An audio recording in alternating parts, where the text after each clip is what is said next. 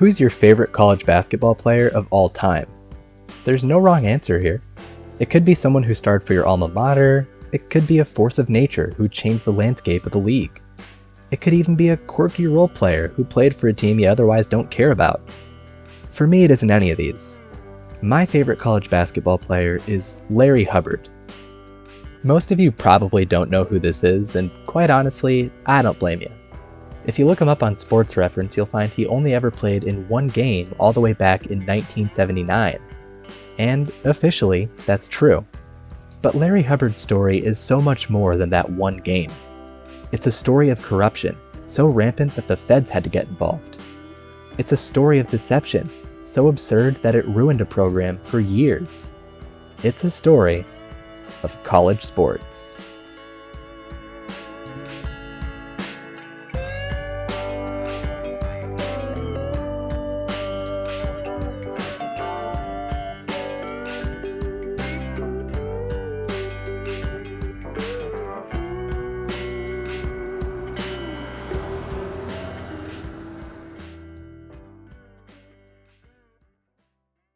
Larry Hubbard was born on July 1st, 1959. Not much is known about his early life, but there is evidence that he played basketball for Hardaway High School in Columbus, Georgia. Remember that for later. Despite being 6'9", he apparently didn't have any good offers out of high school. So he packed up and headed about 120 miles south to Marianna, Florida, where he enrolled at Chipola Junior College. If you've heard that name before, it probably isn't for basketball. They've made a name for themselves in the baseball world over the past couple of decades, churning out all-stars like Jose Bautista, Russell Martin, and Patrick Corbin. But none of those guys were even born when Larry Hubbard arrived in 1978. Unless you were super in tune with the National Junior College Athletics Association, Chipola were no-names. But, in part thanks to Hubbard, this year, they were good no-names. They won their conference, and Larry looked great in the process. Remember, Hubbard is 6'9". In college basketball, that's tall, but in junior college, that kind of height can be game-breaking. He's the tallest guy on his team, and he racks up double-doubles. One year after he went pretty much entirely unnoticed in high school, he's drawing Division I interest. He's especially attractive to one team in particular, a team who spent the past half-decade recruiting guys just like him, in the midst of what is then, by far, their best era in program history. That team is the New Mexico Lobos. Let's learn about them.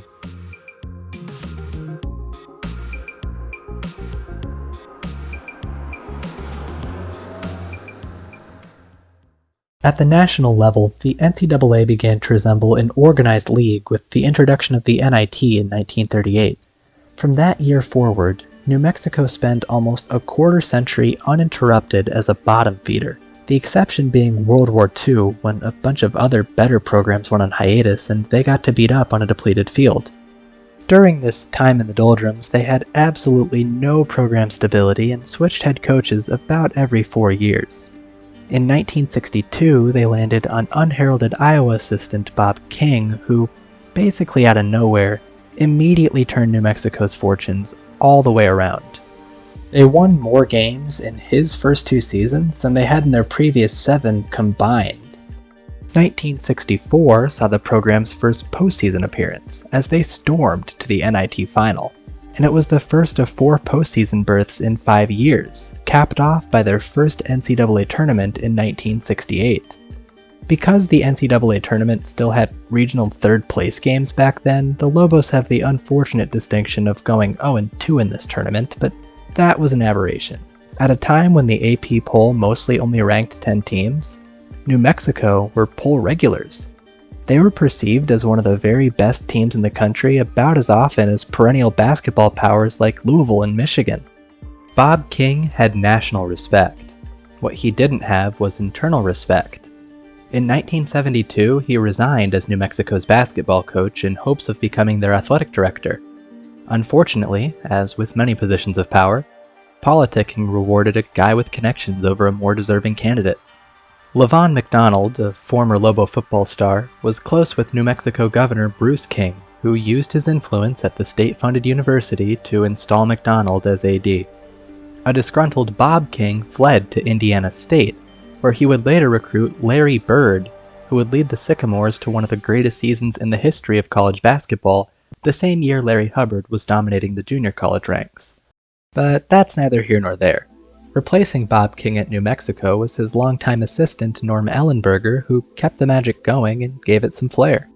Sports Illustrated once described him as a hip fast-lane traveler, adorned with gold chains and turquoise jewelry, long hair and sexy mustache, tailored jeans, and open-to-the-navel silk shirts. I couldn't find a picture of him in that specific getup, so this'll have to do. Ellenberger's top assistant was Manny Goldstein, who came to New Mexico as a man with a certain reputation.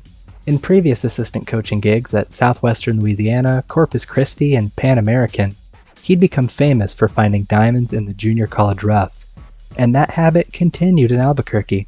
With Ellenberger and Goldstein running the show, JUCO transfers made up the majority of the Lobo roster in some years. This is pretty much unheard of in any era of college basketball, but here it's getting them results. New Mexico marches back to the NCAA tournament in both 1974 and 1978, the latter thanks to the incredible two-way play of junior college transfer and future defensive mastermind and five-time NBA champion Michael Cooper. This is the radar that Larry Hubbard lands on in 1979, as Ellenberger and Goldstein scoop him up to be one of their next reclamation projects. After 1 year at Chipola, Larry Hubbard heads west.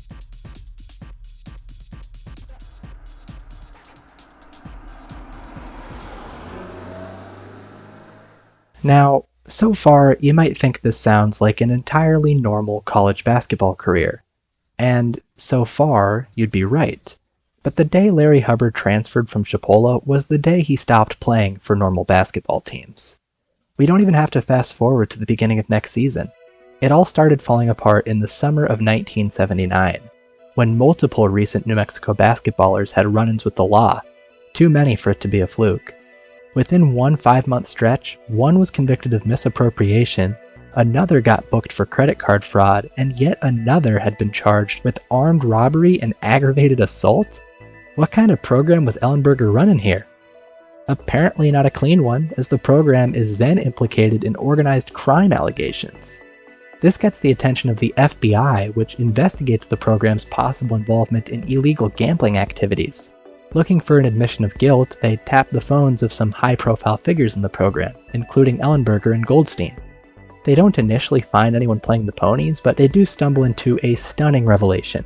During a tapped phone conversation between the two coaches on November 17th, Goldstein describes in excruciating detail the measures he took to forge the junior college transcript of guard Craig Gilbert.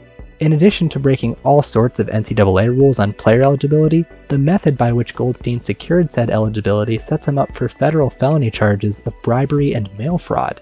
The FBI does a little more digging to confirm they have enough to charge Goldstein, then releases the transcript of the phone call. On November 30th, 1 day before the Lobos season opener at Colorado, Gilbert, Ellenberger, and Goldstein are all suspended. This development surprises the NCAA, who've evidently been investigating New Mexico on and off for years, almost as long as Ellenberger's been the head coach. They've long been suspicious of the program's JUCO to D1 pipeline, and this incident gives them more than enough ammo to resume their investigation. With the FBI and the NCAA both looming, New Mexico begins their season down their head coach, their top assistant, and one player. But teams play mildly shorthanded all the time, so nothing looks too out of the ordinary in the Lobos' first 2 games. Larry Hubbard even gets some playing time, recording 4 points, 5 rebounds, and an assist off the bench in the Lobos' home opening win over West Texas State. Days have certainly been a lot brighter in Albuquerque, but the program is regaining some steam heading into a crucial matchup down in Las Cruces against their bitter rival New Mexico State Aggies. Or so they thought. On December 6th, the NCAA releases their findings, sparking a scandal that will soon be dubbed Lobogate. They find that 6 players, including Larry Hubbard, have been involved in a scheme that is probably best described as some wacky combination of fake classes and transcript forgery. When you hear fake classes, you probably think of the UNC scandal, but given I've rightly never heard the end of that one as a UNC alum, I feel qualified to say that this one is infinitely dumber. The 6 players were enrolled in a 3-credit summer class called Current Problems and Principles in Coaching Athletics. This was a real class, but it wasn't offered by the University of New Mexico or even taught in the state of New Mexico. It was delivered in a suburban Los Angeles garage by a professor at Los Angeles Valley College. But the class wasn't offered by Los Angeles Valley College either. It was administered through an extension program run by Ottawa University, a private school in Kansas. If this all sounds convoluted, that's on purpose. The credits Hubbard and friends earned from this class are perfectly acceptable to satisfy NCAA eligibility rules, but lost in the multiple layers of confusion, none of the players actually took the class. Someone from the university, likely Norm Ellenberger or Manny Goldstein, enlisted 6 random men to take the class in place of the players, and even had to pay tuition for it out of pocket since this class wasn't covered by the university's athletic scholarship. Almost certainly, none of the players involved knew about this at the time. Only one of them, Jerome Henderson, claims he took the class in an attempt to retain his eligibility.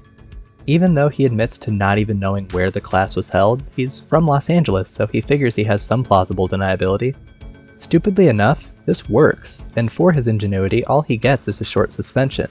He'll even manage to make it to the NBA and play for his hometown Lakers. The other 5 players, Hubbard included, aren't nearly as lucky. They're all declared academically ineligible, and none of them will ever suit up for the Lobos again. They're just 5 new victims of the shady underbelly that is college sports recruiting. The rest of this story doesn't involve Larry Hubbard, but I'm gonna tell it anyway because of just how ridiculous it is. New Mexico still has a rivalry game in 2 days. With all 6 Lobogate players joining the already suspended Craig Gilbert and being unable to play, acting head coach Charlie Harrison is left with just 6 players on the active roster, only 4 of whom are actually available to play. That's only 80% of a starting lineup, let alone the full roster of high-level talent you usually need to be competitive in a D1 game. What most teams would probably do in this situation is just forfeit. Just take the L and save yourselves the embarrassment of getting clowned by your opponent. But this is the Lobos' biggest rival. It'd be even more disgraceful to just lie down and die. They have to forge on. They get whomever they can from elsewhere in the athletic department and make the trip down I-25. All they can do is take up space on the court as the Aggies rain hellfire. By the end of the game, the Lobos are reduced to 2 actual basketball players, 2 quarterbacks from the football team, and a student trainer. The final score tells the story. New Mexico has just been humiliated by 10 points? What? That has to be a typo. They went into their most hated enemy's house with no team on 2 days' notice and almost kept it to single digits? New Mexico State isn't even bad or anything. Absolutely wild. Well, hey, they have the rest of the season ahead of them. If they've already shown promise under the worst conditions imaginable, maybe they can get something going once they have time to rope in some real basketball players and practice a little. They win their next game, but it's against Grand Canyon, who's an NAIA school at the time, so it doesn't really count. 10-point loss to Weber State, 3 consecutive one-possession losses, including an overtime loss, and another non-D1 win against Illinois Tech. In the 2 weeks since the scandal broke, they still haven't beaten a D1 team, but they have managed to not look like complete garbage. They're clearly gelling at least a little, and they have a chance for revenge on New Mexico State in their own house. They lose twice as badly as they did the first time. College sports make no sense. Norm Ellenberger is officially fired on December 17th, and over the next few months, he and nearly everyone on his staff will be hit with dozens of counts of mail fraud and filing false public vouchers. New Mexico will sputter to 7-21 this season, which ends up going in the books as 6-22 because they have to forfeit their win over West Texas State, the one Larry Hubbard played in. They'll feel the effects of this scandal for years. As for Hubbard, he'll quietly return to the JUCO scene and play out the rest of his college days at Frank Phillips College in Borger, Texas. And that's where the story should end. Keyword should.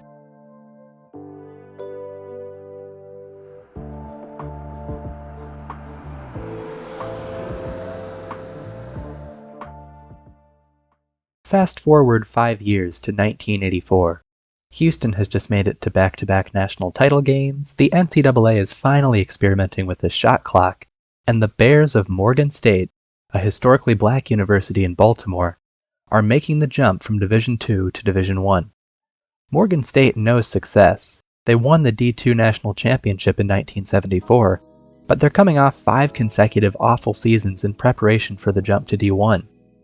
Athletic director Tom Dean wants this transition to go as well as possible, so he fires head coach Billy Newton and installs a man he trusts more than anyone else in the world, himself. He has no head coaching experience to speak of, but surely he can do better than Newton, who went a combined 20-63 in his 3 years at the helm. Now all he needs is a roster that won't get embarrassed by the wealth of talent at the D1 level. And in his search, he finds an enticing prospect. He finds a 6'10 behemoth who has the skills to lead the Bears to the promised land. He finds Larry Hubbard.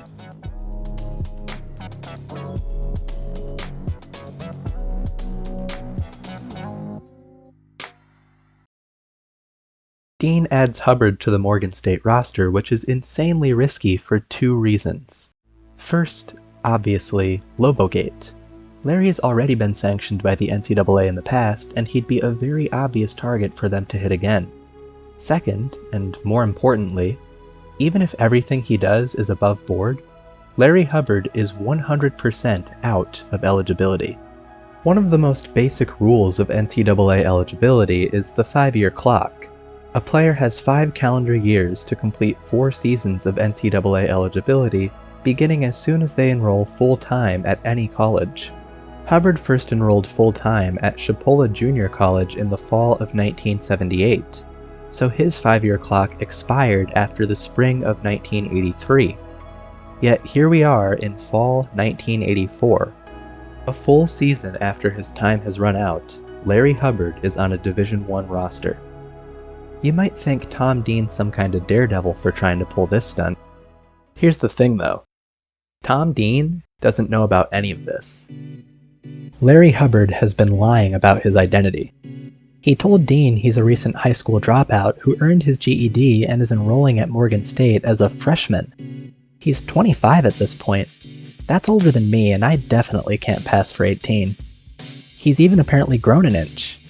He listed his high school not as Hardaway High School in Columbus, Georgia, but Hardway High School in Flint, Michigan.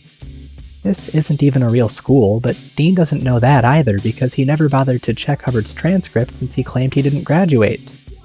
Tom Dean isn't a daredevil. He's a gullible fool who got tricked into buying a car's extended warranty. But think about it. How much is Tom really to blame here? Sure, he could have done literally any fact-checking, but consider the era. It's the mid-80s. That's before the internet was accessible to most of America, so he couldn't have just Googled the guy. It's not too reasonable to expect him to remember every detail of a scandal that occurred across the country 5 years ago, so I'm willing to let him off the hook for not knowing who Larry Hubbard is. If it was almost any other coach, you could argue that he might have connections in the coaching ranks who would recognize him, but Tom Dean's new to this job, so he doesn't have that safety net either. I'm not sure Larry planned it out like this, but as it stands, it's kind of the perfect crime. The idealist in me says there's absolutely no way this could happen today, because you'd have some beat reporter ringing alarm bells about it immediately, and John Rothstein wasn't on Twitter in 1984. But the realist in me did just watch ESPN get duped by a fake high school football team, so who knows.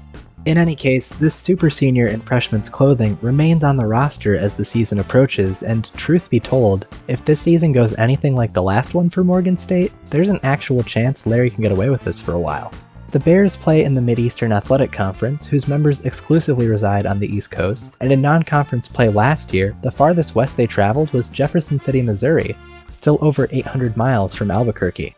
As long as they keep that up and stay away from anyone who might recognize Hubbard, he might just pull this off. Well then, good luck with that one, Larry. You maybe want to call in sick or something? It worked for me in high school.